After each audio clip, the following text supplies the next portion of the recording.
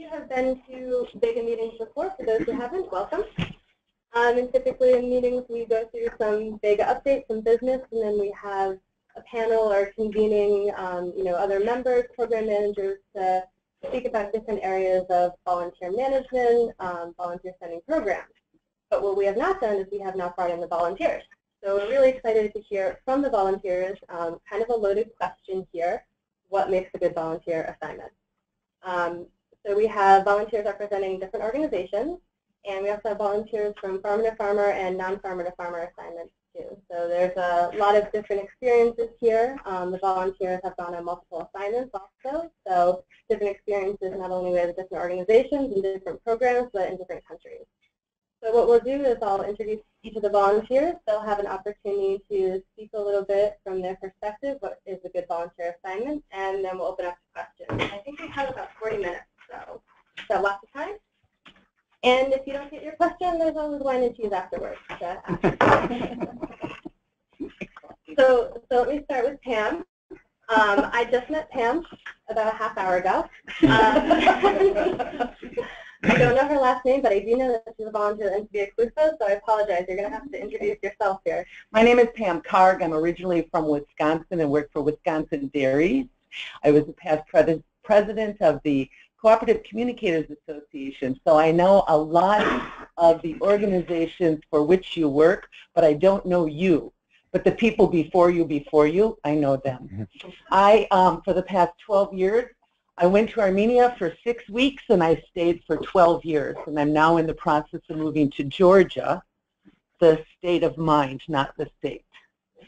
And so I am just home for a short visit to see my mom back in Wisconsin.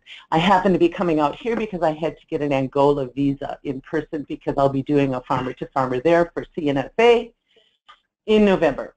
But I have been an NCBA-CLUSA volunteer 3 times to Senegal. I have also worked with Land O'Lakes, and I have worked with CNFA, and one time I worked with Catholic Relief Services on their... So you just have to talk to Partners of the Americas and Land O'Lakes. They contacted me one time, but my junior high school Spanish is really bad. So when you get to Armenia, I can do that whole spiel. I was there when you were there. I know some of the people even know. Well, great to have you. Thank you, Sam. We have Matt, who has a background in science and communications. Most of his assignments have actually focused on photography, which is very different and very interesting, and has some great pictures to share. Matt has volunteered with global communities in Rwanda, Uganda, and Mongolia.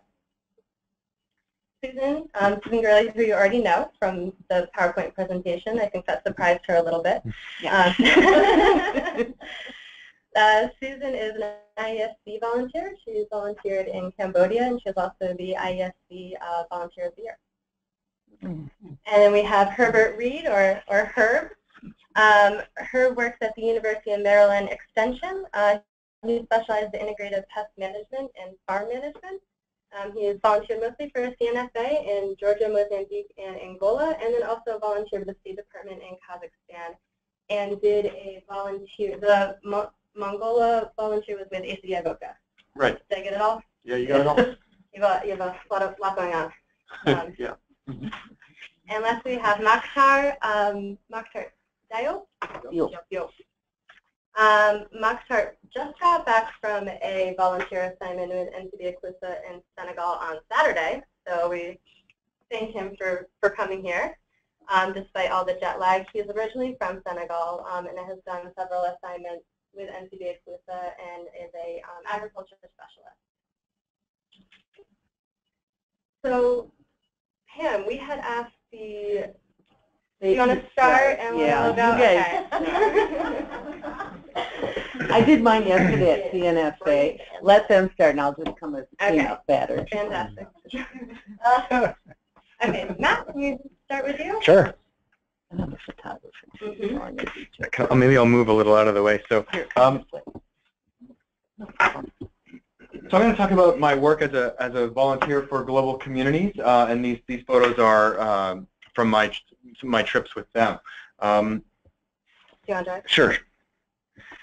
So a little bit about me and how I came to do this work. I trained as a scientist in human genetics and biology, but I'm also a photographer.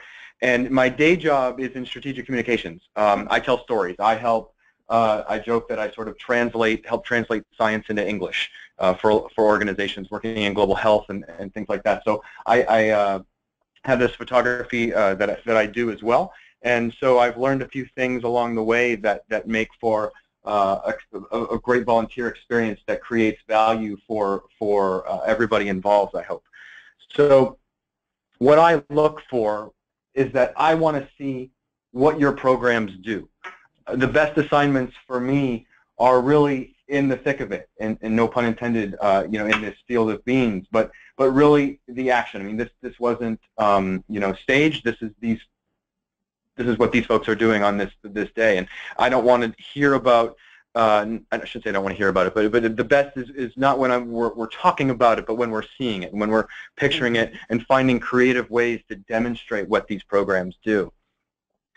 I love when you take me where the stories are. Like this photo, there's just a lot going on here. You know that there's a story here.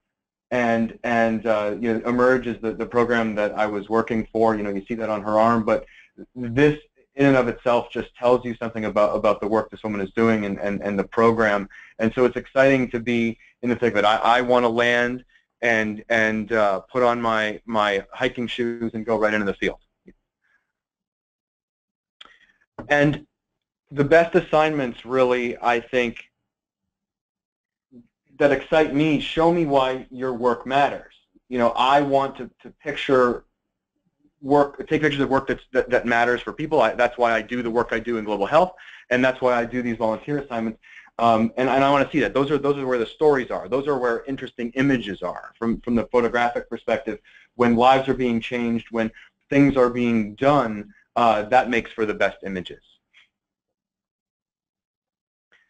And one thing that I really like when in a volunteer assignment is when you plan for spontaneity.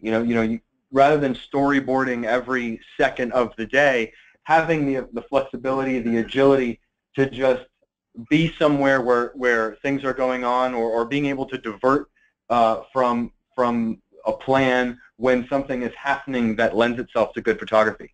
That's what happened in the case of this photo. And that's what I really like. I want to go where the stories are, where the images are, and sometimes that's what the plan was going to bring me to, and sometimes it wasn't. But to have that flexibility is really a hallmark of a good assignment for me.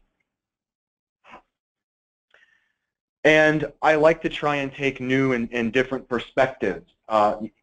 In this case, this bag of beans, we were looking at the value chain end-to-end in Rwanda. Some of these things, people there on the ground, they said, "Oh, that's we know what that looks like. That's old hat." But if you back up and you're trying to tell your story to someone who doesn't know your work, or you're telling it to a donor, you're telling it to your AOR, they don't always know what that looks like. You might take it for granted, but taking that fresh perspective, I don't know what the value chain looks like, and so I'm able to take a fresh look and try and find interesting images of that, and that's what another good assignment, hallmark of a good assignment is really being able to take a different look at things. And really the bottom line for me is that I want my work to be useful. I want it to live beyond the weeks, the days that I'm in country.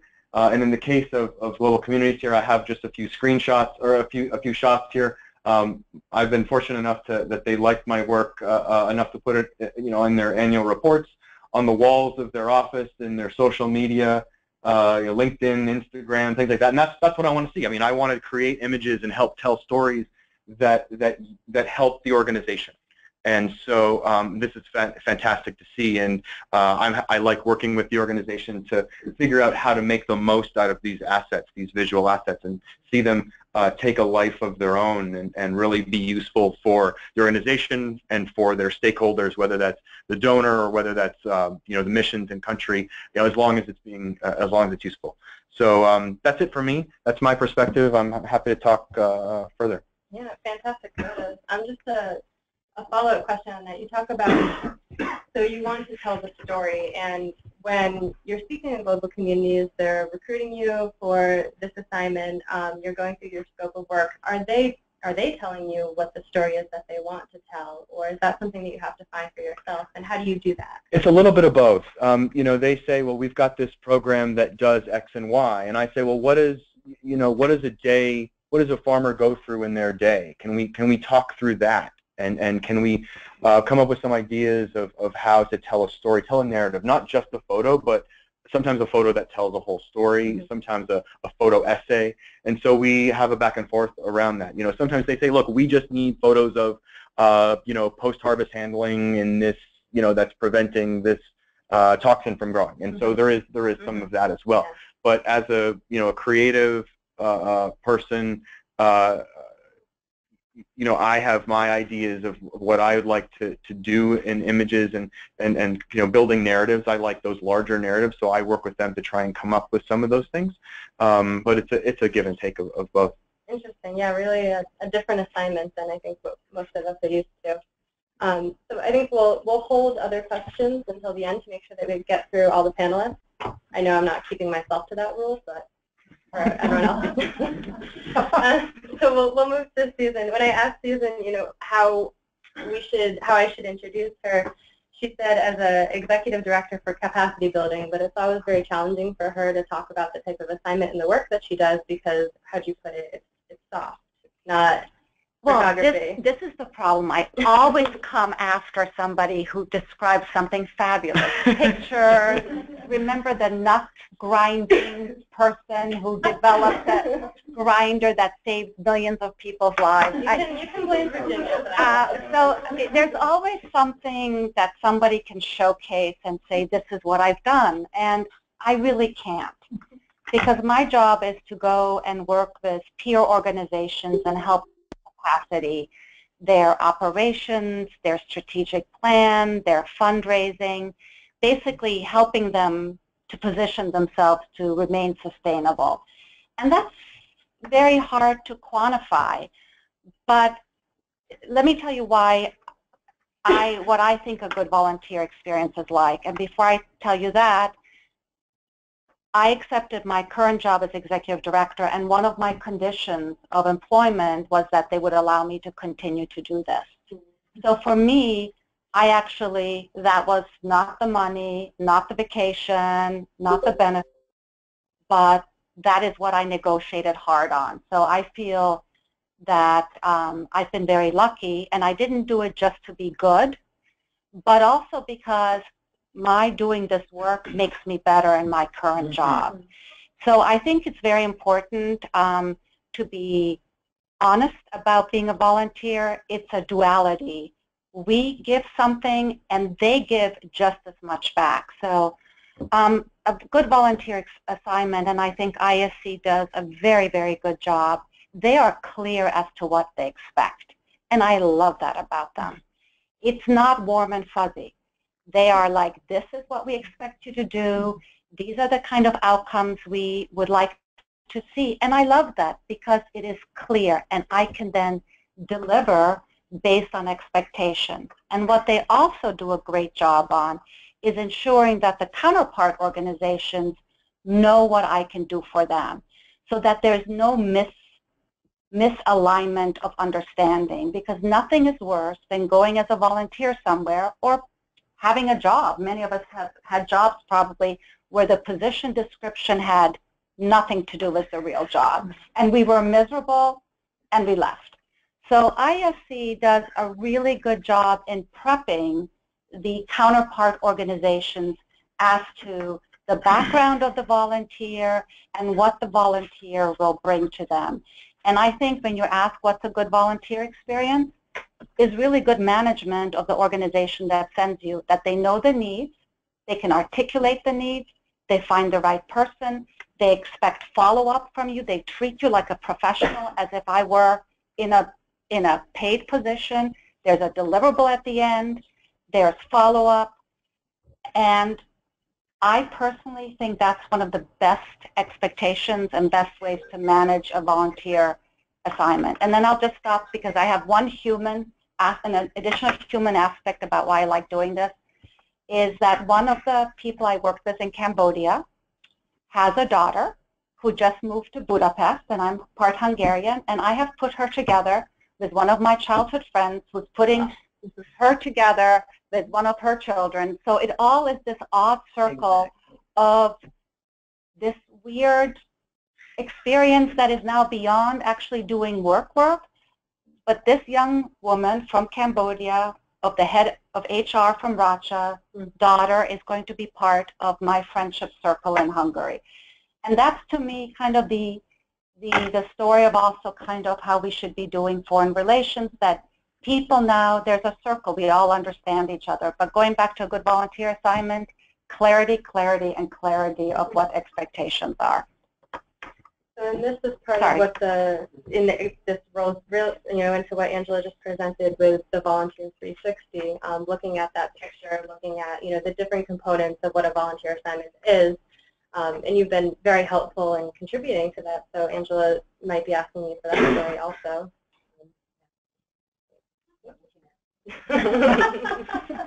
Maybe after.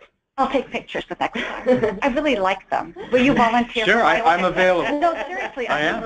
I need to explain mental health in a picture that doesn't frighten people. I'm telling you. That's a tough assignment. No, I'm serious. I know. I know. Okay. But there are creative ways you can do it, too. There are. Yeah. But that's hard. actually, that does sound like a tough assignment. Can I talk to you? Sure, yeah, I'm available. Okay, Moussa, we'll move to you. Your PowerPoint's up next. Okay. I didn't have really what the characteristic for a good volunteer is, but through my 10 slides, I hope you're going to pick up some signs of good volunteer and some bad volunteer as well. Yeah, this is a little bit about my background, my experience in academics. I have history degrees in the Philippines, Russia, and the United States.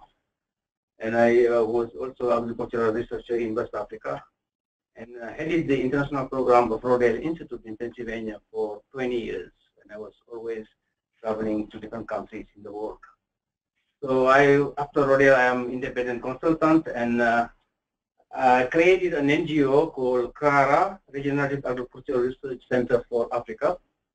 And right now, I'm a regenerative agriculture practitioner. I do it. I have my farm in Pennsylvania. I have my farm in Senegal. Now, these are the few assignments I have done with Kuluza, NCBA Kuluza, and this is soil fertility management, compost making utilization, conservation agriculture, and climate change and natural resource management. Now, few quotes I want to share with you, few beneficiaries, and this is what drives me when I see farmers or people I'm helping see their life changing, and just it's amazing. One farmer, which is called Samba Jibo, he told me that he came to the training session unknowingly that was a training on composting. He said, wow, this is very interesting. Why didn't we know about it? We don't want to be doing this. Now the next one is the Moussa Mane, which is a farmer which I had an assignment last year in September. Did the training on composting. And luckily, I was also assigned this year at the same time to Senegal, doing composting in another area. But I said, look, I need to find out what these farmers are doing after I trained them a year ago. And I also given them some seeds for cover crops for soil conservation. And I want to see what is the outcome of this. Because when I do this kind of training or given something, I want it to be successful, to be useful. If I train farmers, so what? If they don't use the training, the technique you teach them. So I need to follow up. This mission, this assignment, I find the time to just travel to Amane in another region. I was surprised to see his farm where he used the compost he made in his house when I was training him last year. Here he is. I took a picture of him in his peanut crop where the compost we did last year was applied. Next slide, he showed me the same field with peanuts where he used few bags of fertilizers. Can you see the difference? Really, I was really thrilled. I was happy that he was able to really to use the training we did the year before And I think these are kind of things I said to Kuluga, if you can organize some exchange visits so all the farmers can see what is the impact of this training and the technology they are using. Next. This is the cover crop I give them seeds from. This is a velvet bean. I have used it successfully in Guatemala, and it was really very helpful in terms of soil regeneration. And also controls weeds, because this is the one field, and we use half of the field, we use the cover crop. See how much weeds are here? None. And all there is back of weeds. So this kind of technology is really very interesting for people who don't have enough resources and to buy chemicals. This controls weeds and also provides nutrients for the soil. It regenerates the soil. Next. This is me planting corn and cowpea in Senegal. This is my orchard, which I use as demonstration farm. A donkey and then the planter, and then my mango trees are behind there. I have also planted peanuts, all without chemicals. Next. This is my corn and cowpea intercrop. And this is moringa. So, next. This is I was trained when I did this training in Matam. And this boy was sent by his mother because the mother could not attend the workshop. How amazing. And I asked him after the session, do you remember what we talked about today? He said, yes, I'm going to tell my mommy because she was not here today. That's amazing. So involving young people, I think, is also crucial in terms of long-term impact on this project. Yeah, that's all. And I think through this slide, you may identify some characteristics, but I am really emphasizing two of them, which is availability and passion. So just one follow-up question for you. So you're from Senegal, and you've done a lot of assignments going back to Senegal. So in your opinion, what is that experience of being a diaspora volunteer? Is it a different experience? What are the challenges? What are the benefits of it? It's a different experience because they were expecting somebody from America, from an American. That was really very different, and they were really glad. In all sessions I had, my assignment was about 30 people per group, but always I had 50, 60, 70, 100 people coming in. So I think that's really, and I think they always also appreciate me leaving my family there in US and coming there, and I think they really appreciate it. Great. Okay, moving on. Herb? Okay, so that's my cover slide there, and I just showed some of the countries I've been in there. I don't have Angola on there because I haven't updated that cover slide to include that. Go on to the next one. And I just have, just a summary. I'm not going to, because we've already covered most of this, but I've worked with all farmer-to-farmer programs except for this one, which was directly with the U.S. State Department and University of Maryland Office of International Programs. Most of them have been integrated pest management, interesting farm management, and you'll see something I say later that would seem a little bit odd because I'm really not a farm management person, but I do have a lot of interest in it, and so I learned a lot by doing that assignment. The first one I did in Mongolia, and then later I did one in Mozambique on farm management. But mostly they've been integrated pest management, and then the last one I did in Angola was pesticide and fertilizer use, and most of them have been with CNFA. Okay, next slide is, okay, to me what makes a good assignment, and actually Susan pretty much summarized that the first couple points here, I think, because I'm basically saying the same thing. To me, and I've learned to really look at that scope of work carefully. Some of them are better done than others, and some of them you kind of have to look behind the information there, and sometimes I've actually going back and forth. Sometimes I said, what does this mean? And then I've turned down some assignments too. On the second point, you really need you want a good match with your skills and your interests because otherwise, you know, you don't want to just be a warm body to fill a slot. That's what I'm saying, I guess. It's really important to have a good match, and the volunteer is the only one that can really make that call. So you have to say, we're going to have to do it this way if it's going to be me, or you might want to just look for somebody else. And I think we need to be able to do that as professionals.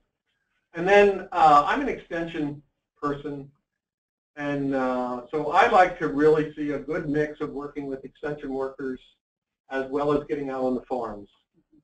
Because to me, in terms of bringing an expatriate from the United States to a country who has to teach through a translator, to me, you ought to, if you want to really maximize and leverage your impact, you really need to be training the trainer.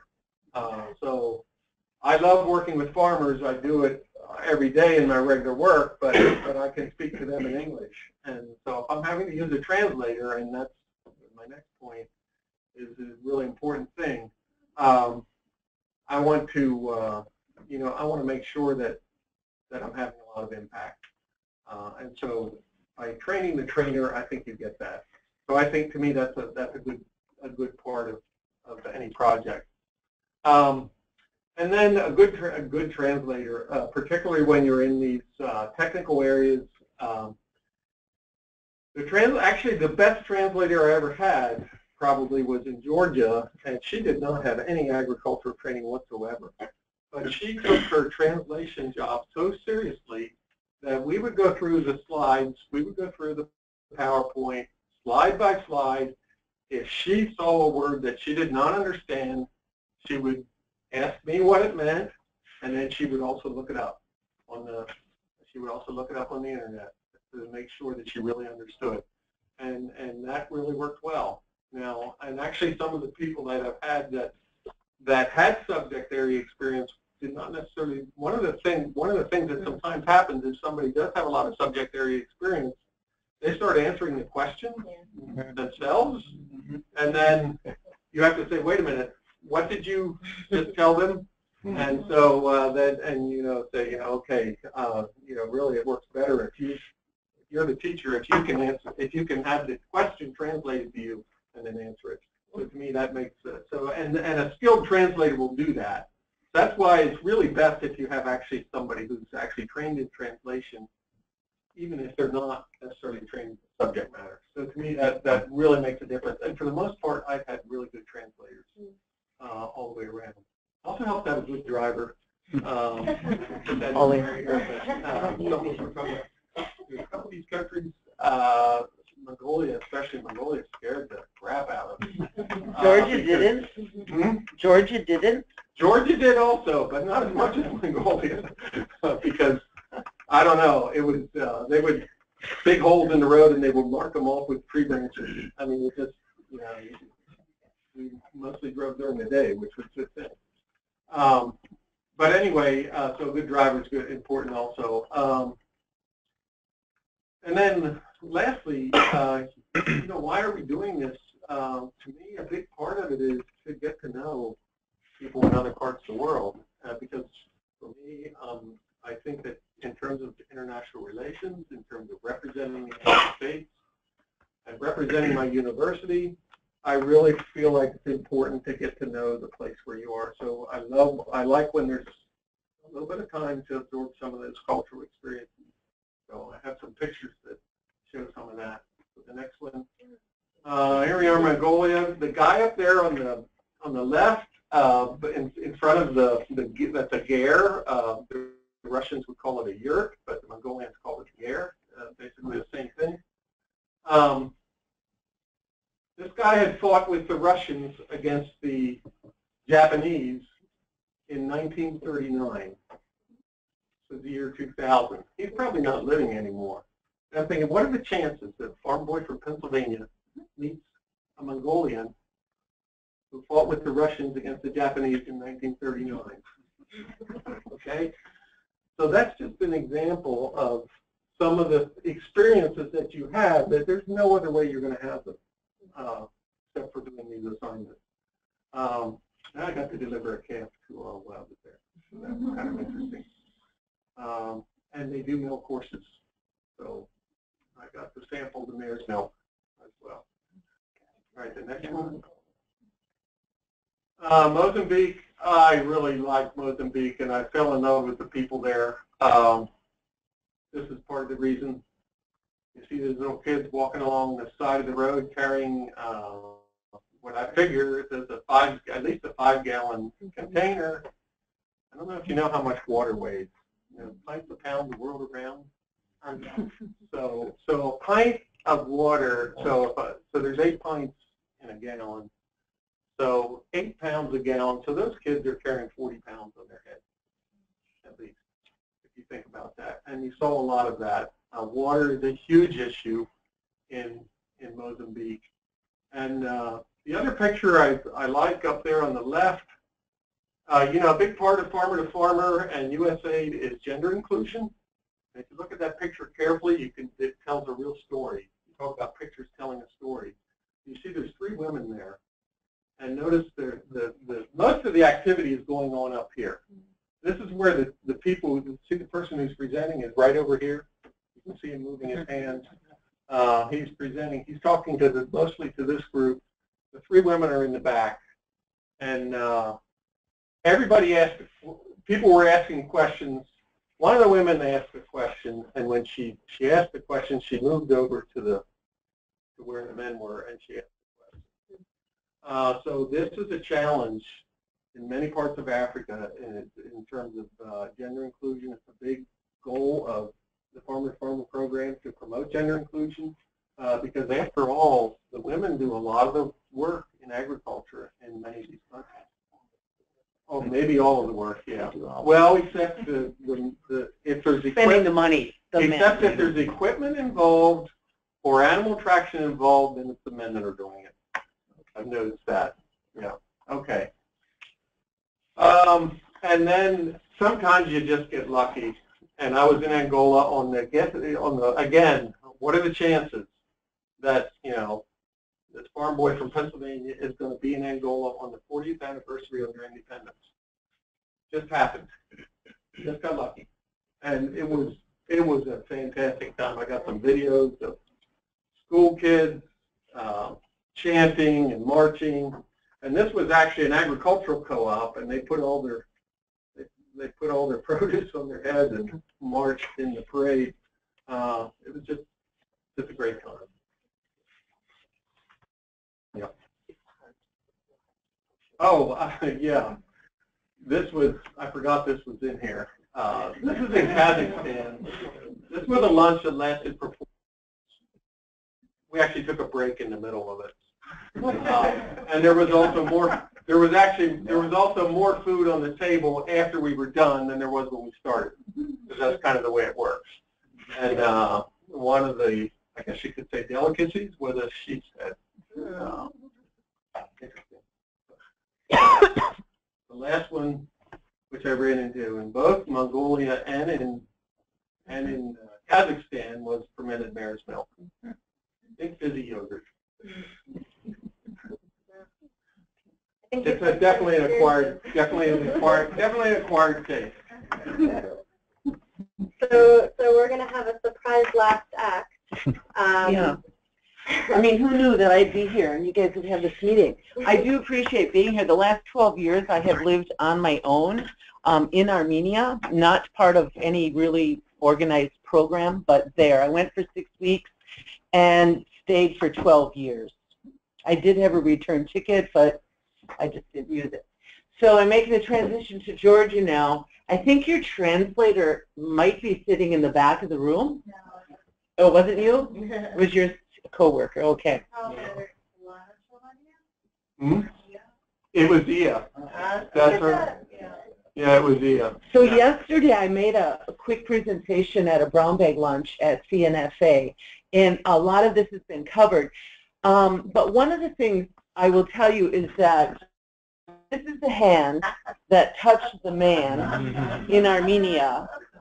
I'm like, and now everyone was getting jealous because I had my picture taken with George Clooney in Armenia in April.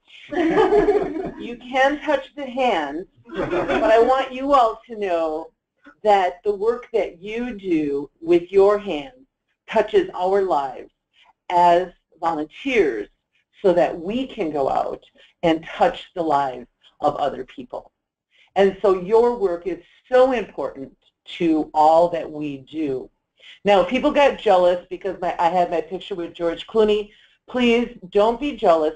You can have your picture with me too. It's not a problem. Wine and cheese and me and coffee, it's like, and chocolate if anyone has a piece in their pocket.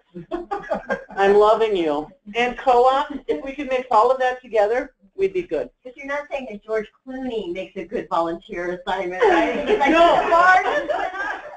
Oh no, but you know what? He has got to be one of the nicest people, because I actually had an extended little visit with him. Even after he found out I'm from Wisconsin, we beat his Kentucky team in basketball. He still talked to me.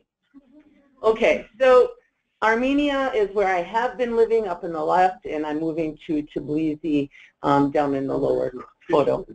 Yeah. And so that's Mount Ararat, if anyone wants to know that. My most recent assignment was actually through CNFA in Malawi. So I try to give some perspective. I do a lot of posting on Facebook because I'm a writer and a photographer by training, and those are soft skills. I take pictures, but not always. It's a little bit difficult to take pictures of strategic planning. But I do try to take some, and I'm always posting and then providing quite a little bit of an explanation, because I do have a lot of students, because I was teaching at the Agriculture University in Armenia, and I was teaching Georgians and Armenians. I also have a lot of American friends, and you know, there are a lot of people who think that Africa is a country, and therefore, you know, I just try to give them a little perspective that here's one of the 56 countries in Africa, and I give it some perspective so they know what size it is. And that's a little bit difficult. I, as a volunteer, I would like to know what other projects were going on in a country, because I want to patronize those. This is something that a CNFA volunteer had been at a green shop, and they have a little cafe, and they were actually growing rhubarb. Now, you go to the former Soviet Union, they don't grow rhubarb, because in the late 1800s, early 1900s, Russia outlawed the growing of rhubarb because it wanted to sell the rhubarb they were growing to Europe for medicinal purposes. So if you were caught in your peasant village growing rhubarb, you'd be put to death. So therefore, there's no rhubarb. I love rhubarb. I had to go to Malawi to get rhubarb, and that's the lower picture with this man. But I love to see these other projects that are there. I also like to talk to, when I can, the volunteer who maybe was working with a group before me. There was an incident with one group in Senegal where it turned out to be not a real cooperative. Not even not a real cooperative. It was, corrupt. Yeah, and then the NCBA staff felt bad for me, but I was glad that we were able to all detect it and catch it. And meanwhile, I was teaching the regular members to be empowered. So, yeah, I like to, when other volunteers are in country, sometimes it's really weird because I feel like you all don't want us to meet each other, but somehow we all meet anyway, either in the hotel or somewhere. The woman in the upper picture, she's done Land O'Lakes, she's done CNFA, and I'm not sure, she's probably done NCBA CLUSA because she does banking and such. And so we met at a hotel in Tanzania, and then she put me on to one of the guys sitting at this table, and then the B&B I was at, then this other guy from Montana was there. So it's always good to meet up with other people. Where'd they go? Okay.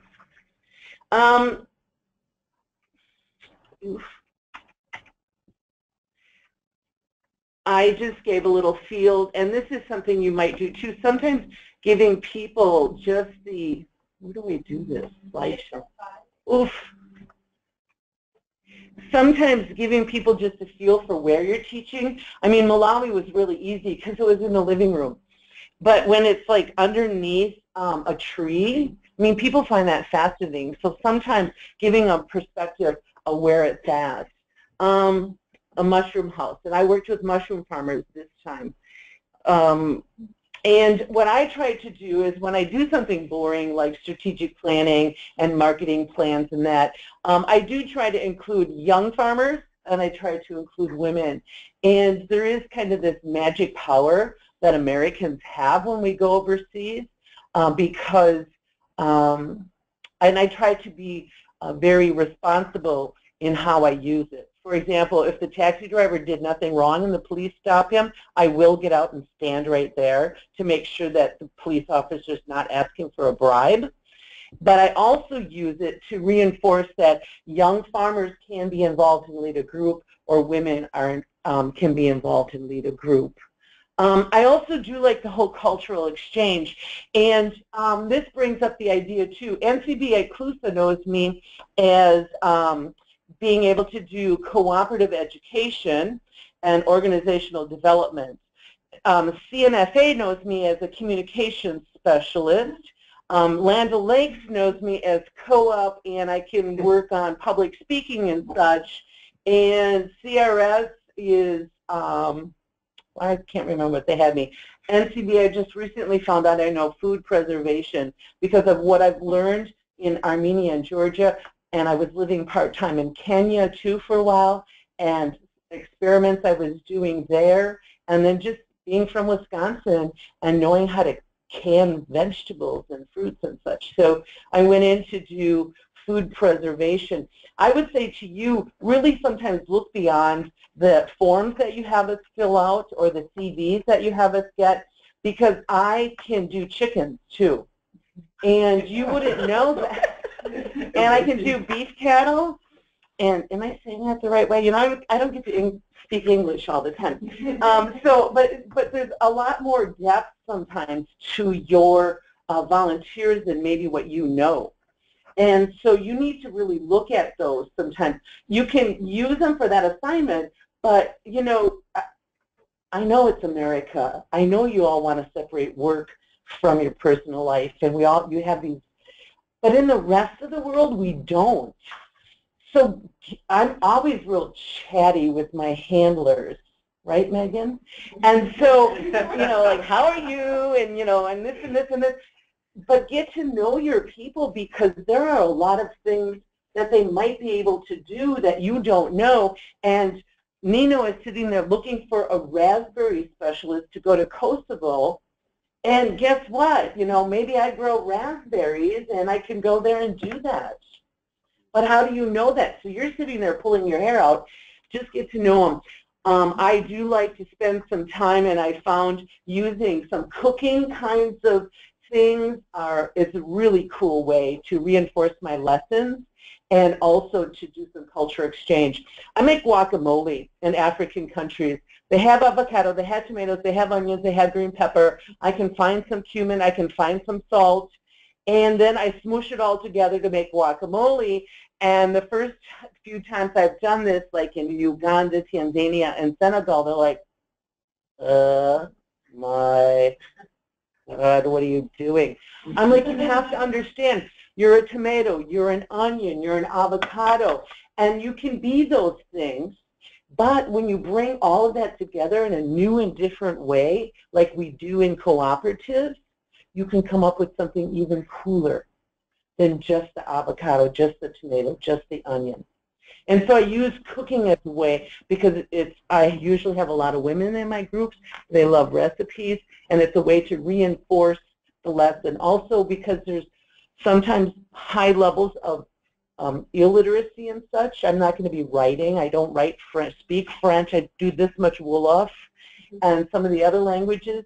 But you can visually or through games and other things reinforce. And so I think to let the volunteers be creative as they are, I think it's great. But I always follow extension. I was doing mushrooms. I was doing food preservation, and the one woman on another assignment in Matam in Senegal, she's like, well, just have them put wax on top of the jam. And extension it specifically says never put paraffin wax on your jam anymore. It's not accepted. So I'm not teaching that because I don't want to be responsible if somebody gets sick. Translator, drivers, completely. Those are the people I put my life into. And when you have good ones and you hear from your volunteers that they're good ones, use them again. Use them again. And the cultural aspects, I'll go through that in a minute. The 360 discussion, so I left Senegal. I was there for 2.5 weeks or so in March, almost 3 weeks in March. And there was this little boy who kept coming every day. He's got a cleft palate. I came back and talked to a Sunday school group back in Wisconsin and told them about some of my travels and visits and farmer to farmer because it was Sunday school and their parents. And they designated the whole spring giving. They collected $500 and we're going to give that so this boy can get his cleft palate fixed because he was already being ostracized and he's so cute and cuddly and 2.5 or so, but he's got a cleft palate and you just know where that's going. And so they raised $500 and I'm going to be able to help send that over there because I know NCBA and I can trust Abibo and Yagamar to handle that money to make sure the cleft palate gets fixed. So with that, just to reiterate again, your hands touch our lives so that we can go out and touch people's lives. Everything people have said here is spot on. And I just want to add one more little thing about culture. You know, I go in and they're like, ooh, what is this guacamole? Or I make tacos a lot. And Nino in the back room from CNFA, she actually studied at the university where I was teaching in Armenia, and that's where I got to know her. Little did I know, but these 12 years later, somebody finally confessed that taco is actually a swear word in Georgian. So I've been making tacos all these for 12 years for Georgian students especially, and they're like, what are we going to eat? And I'm like, taco. And it's like a derivative of the word, the F word. So we're going to eat the F word, you know? So I make tacos in other countries as well, or guacamole, and people are just like, oh, I don't eat cheese. What do you mean you don't eat cheese? It scares me. I'm looking at this Kenyan girl, I'm like, cheese scares you? Come on. So I have to live up to that expectation where I tell people, come on, just try a little, just a taste, and if you try it and you don't like it, then never eat it again. But you at least have to take a bite. So I did that in July now when I was in Malawi, my first trip to Malawi. And I'll share with you just real quickly. Okay, it should. If anyone has follow-up questions, you can ask the panel and I'll get this set up. Sure. Yeah, I think we'll have to. Okay. We'll see if it goes, but we're already about 5 minutes over. So fortunately, we do have wine and cheese. You can ask questions to the volunteers. But just some closing words. So as we're trying to answer this question of what makes a volunteer assignment and hearing all of the different volunteers' presentations, I think some of the common themes here are the management and then also the volunteer, which is really interesting. Thinking through on our side, making a good scope of work, making sure that the volunteer is aware of what they're doing, but then, as the volunteers also said, knowing their limits and knowing their capabilities, which is also really important. And then I have to say the last thing, which I think we have heard from all these volunteers, is the passion that is there for this type of work. So with that, I want to say thank you so much for participating in your presentations, and please take advantage of their time here and ask them questions over a glass of wine. Yeah, please join me.